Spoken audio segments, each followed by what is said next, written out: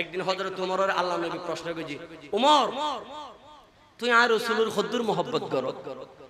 সুবহানাল্লাহ হইবে আর কেন জোরে হন তো, তুই কদ্দুর তুই আর কদ্দুর মোহব্বত করো?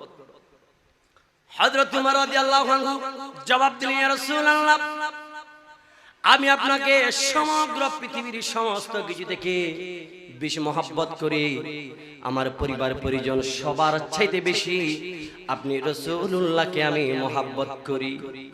আল্লাহ নবী বলেন, ওমর তুমি এখনো পরিপূর্ণ ঈমানদার হতে পারো নাই। ইয়া রাসূলুল্লাহ কেন? ইমাম বুখারী রাদিয়াল্লাহু আনহু বুখারী শরীফ এবং মুসলিম শরীফের মধ্যে ঈমানদারের বর্ণনা দিয়েছেন। ঈমানদার কারা, কখন কিভাবে হবে?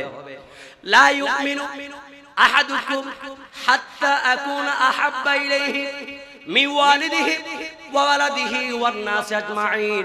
আল্লাহর নবী বলেন, উমর রে, যতক্ষণ পর্যন্ত সারা পৃথিবীর ধন সম্পদ, ব্যবসা বাণিজ্য, ধন সম্পদ সমস্ত কিছু দেখে, এমনকি পরিবার পরিজন, নিজের জীবনের চাইতেও বেশি, নিজের জীবনের চাইতেও বেশি, নিজের জীবনের চাইতেও যতক্ষণ পর্যন্ত বেশি আমার নবীকে ভালোবাসতে পারবে না, ততক্ষণ পর্যন্ত কোনো মানুষ পরিপূর্ণ ঈমানদার হতে পারবে না।